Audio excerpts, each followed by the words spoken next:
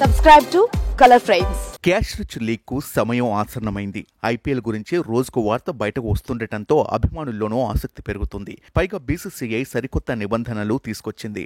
తద్వారా purse value పెరిగింది. అంతేకాదు మ్యాచ్ కౌంట్ కూడా పెరగనుంది. అక్టోబర్ 31 నాటికి అన్ని జట్లు తమ రిటైన్ చేసిన ఆటగాళ్ల జాబితాను విడుదల చేయాల్సి ఉంటుంది. అయితే అంతకుముందే ఇద్దరు యువ భారతీయ ఆటగాళ్లకు అదృష్టం వరించింది. బంగ్లాదేశ్ తో జరిగిన తొలి టీ20 మ్యాచ్ లో అంతర్జాతీయ క్రికెట్లోకి అరంగేట్రం చేసిన మయాంక్ యాదవ్ మరియు నితీష్ కుమార్ రెడ్డిల ఐపీఎల్ జీతం అకస్మాత్తుగా పెరగబోతోంది. మయాంక్ యాదవ్ ప్రస్తుతం లక్నో సూపర్ జెయింట్స్ లో, నితీష్ కుమార్ రెడ్డి సన్ రైజర్స్ హైదరాబాద్ లో భాగమయ్యారు. అయితే ఈ ఇద్దరు ఆటగాళ్లను వారి జట్లు కొనసాగించాలా వద్దా అనేది ఇంకా నిర్ణయించబడినప్పటికీ వేలానికి ముందు వాళ్ళిద్దరిని ఉంచుకుంటే కనీసం 11 కోట్లు చెల్లించాల్సి ఉంటుంది. గత సీజన్ లో వీళ్లను 20 లక్షలకు కొనుగోలు చేశాయి. ఒకవేళ మయాంక్ యాదవ్ మరియు నితీష్ రెడ్డిలను విడుదల చేస్తే వీళ్లు మెగా వేలంలో కనిపిస్తారు. కానీ ఈసారి వారి బేస్ 50 లక్షలుగా ఉంటుంది. మెగా వేలంలో మయాంక్, నితీష్ కోసం ఫ్రాంచైజీలు పోటీ పడే అవకాశం ఉంది. అయితే వీళ్ళ అదృష్టాన్ని మార్చడంలో సూర్యకుమార్ యాదవ్ దోహదపడ్డాడు. మయాంక్ మరియు నితీష్ రెడ్డిలకు ప్లేయింగ్ 11 లో అవకాశం ఇచ్చే అంతర్జాతీయ ఆటగాళ్లను తయారు చేసింది సూర్యనే. టీమిండియాకు ఆడకపోతే ఏ ఆటగాడు కూడా క్యాప్ పొందలేడు.